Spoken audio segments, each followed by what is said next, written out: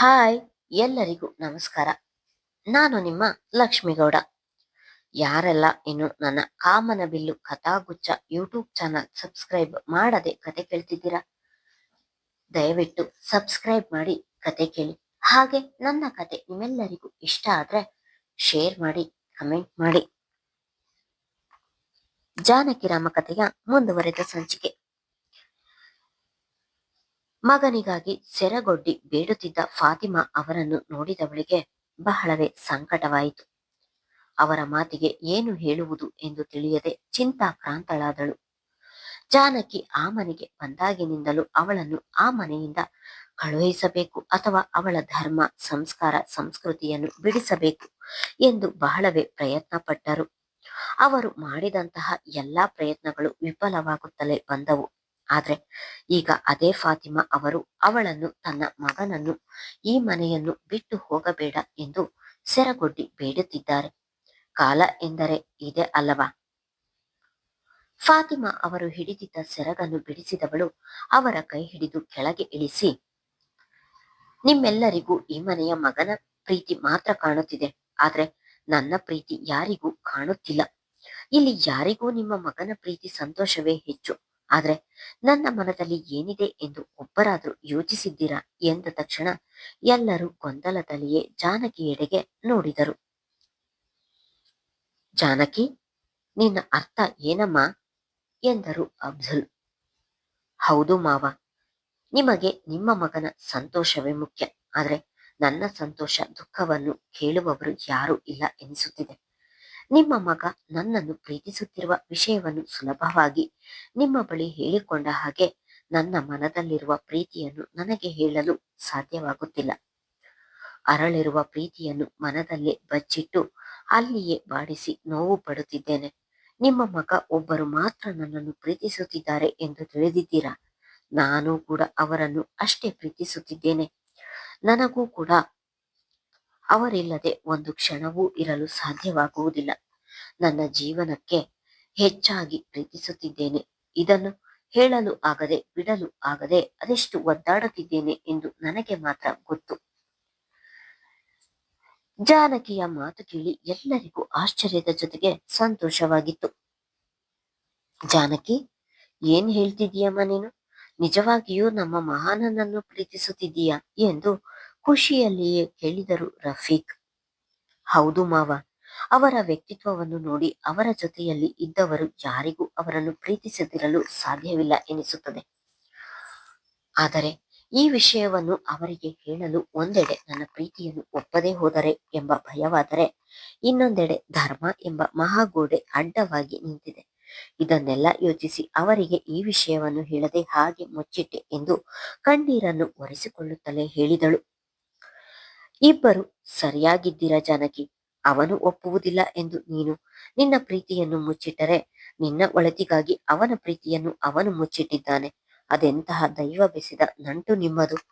ಈಗಲಾದ್ರೂ ನಿನ್ನ ಮನದಲ್ಲಿ ಏನಿದೆ ಎಂದು ತಿಳಿದಿದೆಯಲ್ಲ, ಅಷ್ಟು ಸಾಕು ಎಂದು ವಿಷಯವನ್ನು ಮಹಾನ್ ತಿಳಿದರೆ ಅದೆಷ್ಟು ಸಂತೋಷ ಪಡುತ್ತಾನೆ ಎಂದವರು ಜಾನಕಿ ಕೈಯಲ್ಲಿ ಹಿಡಿದಿದ್ದ ವಿಚ್ಛೇದನ ಪತ್ರವನ್ನು ಹರಿದು ಚೂರು ಮಾಡಿದ್ದರು ರಫೀಕ್. ಆದರೆ ನಗ್ಮಾ ಅವರನ್ನು ಹೇಗೆ ಸಮಾಧಾನ ಮಾಡುವುದು ಎಂದು ತಿಳಿಯದೆ ಇನ್ನು ನೆಲದಲ್ಲಿಯೇ ಕುಳಿತಿದ್ದ ಅವರ ಬಳಿಗೆ ಹೋಗಿ, ಚಿಕ್ಕತ್ತೆ, ನಾನು ಎಂದಿಗೂ ನಿಮ್ಮ ಬಳಿ ನಾಟಕದ ಪ್ರೀತಿ ಮಾಡಿ ಮೋಸ ಮಾಡಿಲ್ಲ. ತಾಯಿಯಿಂದ ದೂರವಾಗಿ ಬಂದ ನನಗೆ ತಾಯಿ ಪ್ರೀತಿ ನೀಡಿದವರು ನೀವು. ನಾನು ದುಃಖದಲ್ಲಿದ್ದಾಗ ನಿಮ್ಮ ಮಡಿಲಿನ ಆಸರೆ ನೀಡಿ ಸಾಂತ್ವನ ನೀಡಿದವರು ನೀವು.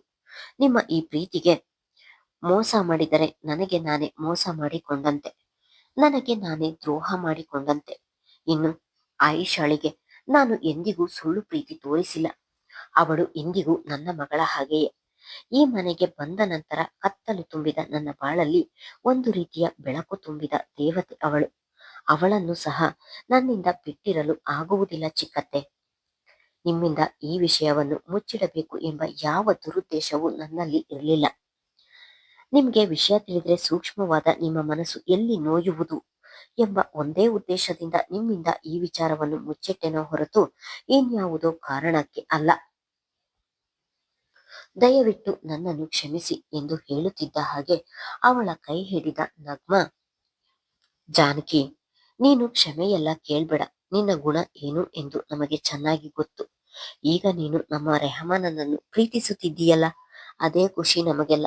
ಇನ್ನು ನೀನು ಯಾವತ್ತು ಈ ಮನೆ ಬಿಟ್ಟು ಹೋಗುವ ಮಾತನಾಡಬಾರದು ಎಂದರೆ, ಚಿಕ್ಕತ್ತೆ, ನೀವಾಗಿಯೇ ಹೋಗು ಎಂದು ದೂಡಿದರೂ ನಾನು ಹೋಗುವುದಿಲ್ಲ ಎಂದಳು. ನಿನ್ನ ಬಾಯಿಯಿಂದ ಈ ಮಾತು ಕೇಳಲು ಅದೆಷ್ಟು ಸಂತೋಷವಾಗುತ್ತದೆ ಜಾನಕಿ. ನಾಡಿದ್ದು ಬರುವ ನನ್ನ ಮಗನ ಹುಟ್ಟಿದ ಹಬ್ಬಕ್ಕೆ ಅವನಿಗೆ ನಿನ್ನನ್ನೇ ಉಡುಗೊರೆಯಾಗಿ ಕೊಡಬೇಕು ಎಂದುಕೊಂಡಿದ್ದೇನೆ. ನೀನು ಇದಕ್ಕೆ ಏನು ಹೇಳ್ತೀಯ ಎಂದರು ಅವಳ ಬಳಿಗೆ ಬಂದು ಅಬ್ದುಲ್. ನಾಡಿದ್ದು ರೆಹಮಾನನ ಹುಟ್ಟಿದ ಹಬ್ಬ ಎಂದು ಅಬ್ದುಲ್ ಅವರು ಹೇಳಿದ ಮೇಲೆ ಅವಳಿಗೆ ತಿಳಿದದ್ದು. ಹೌದು ರೀ, ಹಾಗೆ ಮಾಡಿದ್ರೆ ನಮ್ಮ ಮಹಾನ್ ಈ ಉಡುಗೊರೆಯನ್ನು ಅವನ ಜೀವಮಾನದಲ್ಲಿ ಮರೆಯುವುದಿಲ್ಲ ಎಂದು ಫಾತಿಮಾ ಅವರು ಹೇಳಿದರೆ, ಅತ್ತಿಗೆ, ಅಣ್ಣನ ಬರ್ತ್ಡೇ ದಿನ ಅವನಿಗೆ ಒಳ್ಳೆಯ ಸರ್ಪ್ರೈಸ್ ಎಂದು ದಾನಿಯಾ ಹೇಳಿದಳು. ನಿಮ್ಮಿಷ್ಟ ಮಾವ, ಆದ್ರೆ ಅವರಿಗೆ ಮೊದಲು ಸರ್ಪ್ರೈಸ್ ಕೊಡ್ಬೇಕು ಎಂದು ನಾಚಿ ಹೇಳಿದವಳು ಕೋಣೆಗೆ ಓಡಿದಳು. ಜಾನಕಿಯ ಮುಖದಲ್ಲಿನ ಖುಷಿ ನೋಡಿ ಇಡೀ ಮನೆಯವರ ಮುಖದಲ್ಲಿ ಸಂತೋಷ ಸಂಭ್ರಮ ಮನೆ ಮಾಡಿತ್ತು. ಕೋಣೆಗೆ ಓಡಿ ಬಂದವಳು, ಎಂದಿಗೂ ನನ್ನ ಜೀವನದಲ್ಲಿ ಕವಿದಿರುವ ಕಾರ್ಮೋಡ ಸರಿದು ಮಳೆಯಾಗಿ ಸುರಿಯುವುದಿಲ್ಲ ಎಂದು ತಿಳಿದಿದ್ದೆ. ಆದ್ರೆ ಆ ಮಾತು ಈಗ ಸುಳ್ಳಾಯಿತು. ಕಾರ್ಮೋಡ ಸರಿದು ನನ್ನ ಜೀವನ ಕೂಡ ಹಸನಾಯಿತು. ಮಹಾನ್, ಯಾವಾಗ ಬರ್ತೀಯ? ಬೇಗ ಬಾ. ನಿನ್ನ ಕಣ್ಣಲ್ಲಿ ನನ್ನೆಡೆಗಿನ ಪ್ರೀತಿಯನ್ನು ನಾನು ನೋಡ್ಬೇಕು. ನಿನ್ನನ್ನು ಕೈ ಹಿಡಿಯಲು ನಾನು ತುಂಬಾ ಅದೃಷ್ಟ ಮಾಡಿದ್ದೀನಿ. ನನ್ನ ಜೀವನ ಉಳಿಸಿದ ದೇವರು ನೀನು ಎಂದು ನಿನಗೆ ಸಾರಿ ಹೇಳ್ಬೇಕು. ಡೇವಿಡ್ ಅಂಕಲ್ ಬಿಡಿಸಿರುವ ಚಿತ್ರದ ಹಾಗೆ ನಿನ್ನ ಮಡಿಲಿನಲ್ಲಿ ಮಲಗಿ ನಿನಗೆ ಸಾಕೆನ್ನುವಷ್ಟು ಮಾತನಾಡಬೇಕು. ನಾನು ಆಡುವ ಪ್ರತಿ ಮಾತಿಗೂ ನೀನು ಕಿವಿಯಾಗಬೇಕು. ನಿನ್ನ ತೋಳು ಬಳಸಿ ಬಿಗಿಯಾಗಿ ಹಿಡಿದು ಭುಜಕ್ಕೆ ಹೊರಗೆ ನನ್ನ ಮನದ ಮಾತುಗಳೆಲ್ಲವನ್ನು ನಿನ್ನ ಬಳಿ ಹೇಳಬೇಕು. ನಿನ್ನ ಬರುವಿಕೆಯ ದಾರಿಗಾಗಿ ಚಾತಕ ಪಕ್ಷಿಯಂತೆ ಕಾಯುತ್ತಿದ್ದೇನೆ ಎಂದು ಖುಷಿಯಿಂದ ಹೇಳುತ್ತಿದ್ದಳು. ಅವಳ ಮನದ ತುಂಬ ಸಂತೋಷದ ಹೊನಲು ತುಂಬಿ ತುಳುಕುತ್ತಿತ್ತು. ಜಾನಕಿ ಮತ್ತು ರೆಹಮಾನ್ ಇಬ್ಬರ ಮದುವೆ ವಿಚಾರವನ್ನು ವಿಕ್ರಮ್ನಿಗೆ ಕರೆ ಮಾಡಿ ದಾನಿಯ ತಿಳಿಸಿದ್ದರಿಂದ ವಿಕ್ರಮ್ ಜಾನಕಿಯ ಜೊತೆ ಮಾತನಾಡಲು ಕರೆ ಮಾಡಿದನು. ತಮ್ಮ ಕರೆ ಮಾಡುತ್ತಿರುವುದನ್ನು ನೋಡಿ ಖುಷಿಯಿಂದಲೇ, ಹೇಳು ಪಾಪು ಎಂದರೆ, ಅಕ್ಕ, ನನ್ನಿಂದ ವಿಷಯ ಮುಚ್ಚಿಟ್ಟು ಒಬ್ಬಳೇ ಅದೆಷ್ಟು ನೋವು ತಿಂದಿದೀಯ. ನನಗಾದ್ರೂ ವಿಷಯ ಹೇಳಬೇಕು ಎಂದು ಅನಿಸಲಿಲ್ವಾ ನಿನಗೆ ಎಂದು ಬೇಸರದಲ್ಲಿಯೇ ಹೇಳಿದನು. ಹಾಗಲ್ಲ ಪಾಪು, ನಾನು ಎಲ್ಲಾ ವಿಚಾರವನ್ನು ನಿನಗೆ ಹೇಳಿದ್ರೆ ನಿನ್ನ ಓದಿಗೆ ತೊಂದರೆಯಾಗುತ್ತಿತ್ತು. ಅಲ್ಲದೆ ನಾನು ಇದನ್ನೆಲ್ಲ ಸಹಿಸಿದ್ದು ಅಮ್ಮನಿಗೋಸ್ಕರ. ಅಮ್ಮನಿಗೆ ವಿಚಾರ ತಿಳಿದರೆ ಇನ್ನಷ್ಟು ನೊಂದುಕೊಳ್ಳುತ್ತಾರೆ ಎಂದು ಯಾರಿಗೂ ಹೇಳಲಿಲ್ಲ. ಆದ್ರೂ ಪ್ರೀತಿಸಿ ಮದುವೆಯಾಗಿದ್ದೀನಿ, ಆ ಮನೆಯಲ್ಲಿ ತುಂಬಾ ಚೆನ್ನಾಗಿದ್ದೀನಿ ಎಂದು ನಮ್ಮನ್ನೆಲ್ಲ ನಂಬಿಸಿ ಬಿಟ್ಟು ಒಬ್ಬಳೇ ನೋವು ತಿಂದೆಯಲ್ಲ ಅಕ್ಕ. ಆ ನೋವಿನಲ್ಲೂ ನನ್ನ ಮನಸ್ಸು ಗಟ್ಟಿಯಾಗುತ್ತಾ ಹೋಗಿತ್ತು ಪಾಪು. ಈಗ ಅದೇ ಗಟ್ಟಿತನದಿಂದ ಏನೇ ಬಂದರೂ ಎದುರಿಸುವಂತಹ ಗಟ್ಟಿಗಿತ್ತಿಯಾಗಿದ್ದೇನೆ. ಆಗುವುದೆಲ್ಲ ಒಳ್ಳೆಯದಕ್ಕೆ ಎನ್ನುವ ಹಾಗೆ ಒಳ್ಳೆಯದೇ ಆಗಿದೆಯಲ್ಲ, ಅದರ ಯೋಚನೆ ಬಿಡು. ಹ್ಞೂ ಅಕ್ಕ, ಇವಾಗ ಅದೊಂದೇ ಸಮಾಧಾನ. ಭಾವ ನಿನ್ನನ್ನು ಪ್ರೀತಿಸುತ್ತಿದ್ದಾರೆ. ನೀನು ಅವರನ್ನು ಪ್ರೀತಿಸುತ್ತಿದ್ದೀಯಾ ಎಂದು ಕೇಳಿ ಬಹಳವೇ ಖುಷಿಯಾಯಿತು. ನನಗೆ ನಿನ್ನ ಖುಷಿಯ ಮುಂದೆ ಬೇರೆ ಯಾವುದೂ ಇಲ್ಲ ಅಕ್ಕ. ನೀನು ಸಂತೋಷವಾಗಿರ್ಬೇಕು ಅಷ್ಟೇ ಎಂದನು. ಇನ್ನು ಮುಂದೆ ನಾನು ಇನ್ನೂ ತುಂಬಾ ಸಂತೋಷವಾಗಿರ್ತೀನಿ ಪಾಪು. ಇನ್ನು ಯಾವ ಯೋಚನೆಯೂ ನನಗೆ ಇಲ್ಲ ಎಂದರೆ, ನಿನ್ನ ಮಾತಿನಲ್ಲಿಯೇ ನೀನೆಷ್ಟು ಸಂತೋಷವಾಗಿದ್ದೀಯಾ ಎಂದು ತಿಳಿಯುತ್ತಿದೆ ಅಕ್ಕ. ಇದೇ ಸಂತೋಷವನ್ನು ನಾನು ನಿನ್ನಿಂದ ಬಯಸುವುದು ಎಂದನು. ಪಾಪು, ಒಂದು ವಿಷಯ, ಅಮ್ಮನಿಗೆ ಈ ಯಾವ ವಿಷಯವನ್ನು ತಿಳಿಯುವುದು ಬೇಡ, ಸುಮ್ಮನೆ ನೊಂದುಕೊಳ್ಳುತ್ತಾರೆ. ಇಲ್ಲ ಅಕ್ಕ, ನಾನು ಅಮ್ಮನಿಗೆ ಯಾವ ವಿಷಯವನ್ನು ಹೇಳುವುದಿಲ್ಲ, ಯೋಚಿಸಬೇಡ ಎಂದು ಕರೆ ತುಂಡರಿಸಿದನು. ಜಾನಕಿ ಲೀನಾಳಿಗೆ ಕರೆ ಮಾಡಿ ಇಬ್ಬರ ಪ್ರೀತಿ ವಿಷಯವನ್ನು ಹೇಳುತ್ತಿದ್ದ ಹಾಗೆ ಲೀನಾ ಬಹಳವೇ ಸಂತೋಷ ಪಟ್ಟಿದ್ದಳು. ಅವರಿಬ್ಬರು ಖುಷಿಯಾಗಿ ಜೊತೆಯಲ್ಲಿ ಬಾಳಬೇಕು ಎಂದು ಮೊದಲು ಆಸೆ ಪಟ್ಟವಳೆ ಅವಳು. ಈಗ ಅವಳಿಗೆ ವಿಷಯ ತಿಳಿದು ಜಾನಕಿಗಿಂತ ಅತಿ ಹೆಚ್ಚು ಖುಷಿಪಟ್ಟಿದ್ದಳು. ಮಧ್ಯರಾತ್ರಿ 12 ಗಂಟೆಗೆ ಇನ್ನು 5 ನಿಮಿಷ ಇರುವಾಗಲೇ ಕೈಯಲ್ಲಿ ಫೋನ್ ಹಿಡಿದು ಕುಳಿತಿದ್ದವಳ ಹೃದಯದ ಬಡಿತ 100ರ ಗಡಿ ದಾಟಿತು. ರೆಹಮಾನ್ ತನ್ನನ್ನು ಪ್ರೀತಿಸುತ್ತಿದ್ದಾನೆ ಎಂದು ತಿಳಿದಾಗಿನಿಂದ ಅವನ ಜೊತೆ ಒಮ್ಮೆಯೂ ಮಾತನಾಡದೆ, ಮೆಸೇಜ್ ಕೂಡ ಮಾಡದೆ ಹಾಗೆ ಉಳಿದಿದ್ದಳು. ಕರೆ ಮಾಡಿದಾಗಲೆಲ್ಲ ಕರೆಯನ್ನು ಸ್ವೀಕರಿಸದೆ ಹಾಗೆ ಸುಮ್ಮನಾಗುತ್ತಿದ್ದಳು. ಇಂದು ಅವನ ಹುಟ್ಟಿದ ಹಬ್ಬಕ್ಕೆ ಶುಭಾಶಯವನ್ನು ಕೋರಿ ಅವನಿಗೆ ಸರ್ಪ್ರೈಸ್ ನೀಡಬೇಕು ಎಂದು ಕಾಯುತ್ತಾ ಕುಳಿತಿದ್ದಾಳೆ. ಪ್ರಪೋಸ್ ಮಾಡುವುದು ಇಷ್ಟೊಂದು ಕಷ್ಟ ಎಂದು ಗೊತ್ತಿರಲಿಲ್ಲ. ಅವನು ದೂರದಲ್ಲಿದ್ದಾಗಲೇ ಹೀಗೆ, ಇನ್ನೇನಾದ್ರೂ ಹತ್ತಿರದಲ್ಲಿ ಇದ್ದಿದ್ರೆ ನನ್ನ ಗತಿ ಏನಾಗ್ತಿತ್ತು ಎಂದವಳು ಹುಟ್ಟುಹಬ್ಬದ ಶುಭಾಶಯಗಳು ಎಂದು ಸಂದೇಶವನ್ನು ಬರೆದು ಸರಿಯಾಗಿ 12 ಗಂಟೆಗೆ ಸಂದೇಶ ರವಾನಿಸಿದಳು. ನಾನೆಷ್ಟು ಕರೆ ಮಾಡಿದರೂ ಕೊಬ್ಬಿನಿಂದ ರಿಸೀವ್ ಮಾಡದೆ ಇವತ್ತು ಮೆಸೇಜ್ ಮಾಡುತ್ತಿದ್ದಾಳೆ.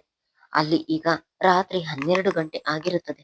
ಇಷ್ಟೊತ್ತಿನಲ್ಲಿ ಏನು ಮೆಸೇಜ್ ಮಾಡಿದ್ದಾಳೆ ಎಂದು ಗೊಣಗಿಕೊಂಡೆ ಮೆಸೇಜ್ ಓಪನ್ ಮಾಡಿದವನಿಗೆ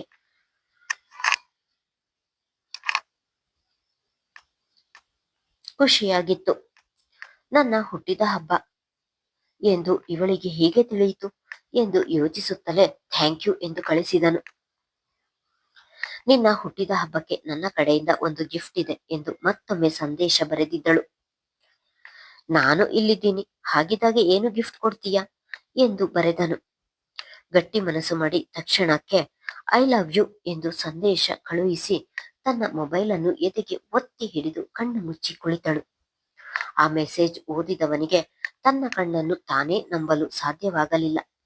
ಇದು ನಿಜವಾಗಿಯೂ ಜಾನಕಿ ಮಾಡುತ್ತಿರುವುದಾ ಎಂಬ ಅನುಮಾನ ಶುರುವಾಯಿತು. ತಕ್ಷಣಕ್ಕೆ ಕರೆ ಮಾಡಿದವನು, ಆದರೆ ಅವಳು ಕರೆ ಸ್ವೀಕರಿಸಲಿಲ್ಲ. ಜಾನಕಿ, ನಾನು ಮಾತಾಡಬೇಕು, ಪ್ಲೀಸ್ ಕಾಲ್ ರಿಸೀವ್ ಮಾಡು ಎಂದನು. ಇಲ್ಲ, ನನಗೆ ಮಾತನಾಡಲು ಸಾಧ್ಯ ಇಲ್ಲ, ಅರ್ಥ ಮಾಡಿಕೊ ಎಂದಳು. ತಕ್ಷಣಕ್ಕೆ ದಾನಿಯಾಳಿಗೆ ಕರೆ ಮಾಡಿದನು. ಮೊದಲು ತನ್ನ ಅಣ್ಣನಿಗೆ ವಿಶ್ ಮಾಡಿದವಳು ನಂತರ ಮನೆಯಲ್ಲಿ ನಡೆದ ಮಾತುಕತೆ ಎಲ್ಲವನ್ನೂ ಹೇಳಿದಳು. ಜಾನಕಿ ತನ್ನನ್ನು ಪ್ರೀತಿಸುತ್ತಿದ್ದಾಳೆ ಎಂದು ದಾನಿಯ ಹೇಳಿದ ಮಾತನ್ನು ಕೇಳಿದವನಿಗೆ ಆಕಾಶವೇ ತನ್ನ ಕೈಗೆ ಸಿಕ್ಕಷ್ಟು ಸಂತೋಷವಾಗಿತ್ತು. ತನ್ನ ಪ್ರೀತಿ ತನ್ನ ಕೈ ಸೇರಿತು ಎಂಬ ಸಂತೋಷ ಅವನ ಮನದಲ್ಲಿ ಮನೆ ಮಾಡಿತು. I love you too Janaki ಎಂದು ಅವಳಿಗೆ ಸಂದೇಶ ಕಳುಹಿಸಿದವನು, ನಾನು ಈಗಲೇ ನಿನ್ನನ್ನು ನೋಡಬೇಕು ಎನಿಸುತ್ತಿದೆ ಎಂದನು. ನನಗೂ ನಿನ್ನನ್ನು ನೋಡಬೇಕು ಎನಿಸುತ್ತಿದೆ, ನೀನು ಬರುವ ದಾರಿಯನ್ನೇ ಕಾಯುತ್ತಿದ್ದೇನೆ ಎಂದು ಮರುತ್ತರ ನೀಡಿದಳು. Thank you so much Janaki. ನನ್ನ ಜೀವನದಲ್ಲಿ ಮರೆಯಲಾಗದ ಬರ್ತ್ಡೇ ಇದು. ಈಗ ನನಗಾಗುತ್ತಿರುವ ಖುಷಿಯಲ್ಲಿ ಇಲ್ಲಿ ವ್ಯಕ್ತಪಡಿಸಲು ನನಗೆ ಸಾಧ್ಯವಾಗುತ್ತಿಲ್ಲ. ನೀನು ನನ್ನನ್ನು ಪ್ರೀತಿಸುತ್ತಿದ್ದೀಯಾ ಎನ್ನುವ ವಿಷಯವನ್ನು ಕೇಳಿಯೇ ನನಗೆ ಭೂಮಿ ಮೇಲೆ ನಿಲ್ಲಲು ಆಗದೆ ಆಕಾಶದಲ್ಲಿ ತೇಲುತ್ತಿದ್ದೇನೆ ಎನ್ನುವ ಭಾಸವಾಗುತ್ತಿದೆ. ನಾನು ನಾಳೆಯೇ ಬರ್ತೀನಿ ಎಂದನು. ಅವನ ಮಾತಿಗೆ ಸರಿ ಎಂದಳು. ಮೆಸೇಜ್ ಮಾಡುತ್ತಿರುವಾಗಲೇ ಅಬ್ದುಲ್ ಅವರು ಕರೆ ಮಾಡಿದ್ದನ್ನು ನೋಡಿದವನು, ಡ್ಯಾಡ್ ಕರೆ ಮಾಡುತ್ತಿದ್ದಾರೆ, ನೀನು ಮಲಗು, ಗುಡ್ ನೈಟ್ ಎಂದು ಹೇಳಿ ಅಬ್ದುಲ್ ಅವರ ಕರೆಯನ್ನು ಸ್ವೀಕರಿಸಿದನು. ಹುಟ್ಟುಹಬ್ಬದ ಶುಭಾಶಯಗಳು ಮಗನೇ. Thank you dad. ಈ ವರ್ಷದ ನನ್ನ ಮಗನ ಬರ್ತ್ಡೇಗೆ ನನ್ನ ಸೊಸೆಯನ್ನು ಗಿಫ್ಟ್ ಆಗಿ ಕೊಡಬೇಕು ಎಂದು ನಿರ್ಧರಿಸಿದ್ದೇನೆ. ಇದಕ್ಕೆ ನೀನು ಏನು ಹೇಳ್ತೀಯಾ ಎಂದು ನಗುತ್ತಲೇ ಕೇಳಿದರು. ದಾನಿಯಾ ಎಲ್ಲ ಹೇಳಿದಳು. Thank you so much dad, ನನ್ನ ಜೀವನದಲ್ಲಿಯೇ ಬೆಸ್ಟ್ ಗಿಫ್ಟ್ ಅವಳು ಎಂದು ಅದೇ ಖುಷಿಯಲ್ಲಿ ಹೇಳಿದನು. ಅಕ್ಷಯ್ ಹೇಗಿದ್ದಾನೆ ಮಹಾನ್? ಮಗನ ಸ್ನೇಹಿತನ ಆರೋಗ್ಯದ ಮೇಲೆ ತುಸು ಹೆಚ್ಚೆ ಕಾಳಜಿ ಅವರಿಗೆ. ಇವಾಗ ಪರವಾಗಿಲ್ಲ ಡ್ಯಾಡ್, ಆಪರೇಷನ್ ಸಕ್ಸಸ್ ಆಗಿದೆ, ಇನ್ನು ಯಾವುದೇ ತೊಂದರೆ ಇಲ್ಲ ಎಂದು ಡಾಕ್ಟರ್ ಹೇಳಿದ್ದಾರೆ.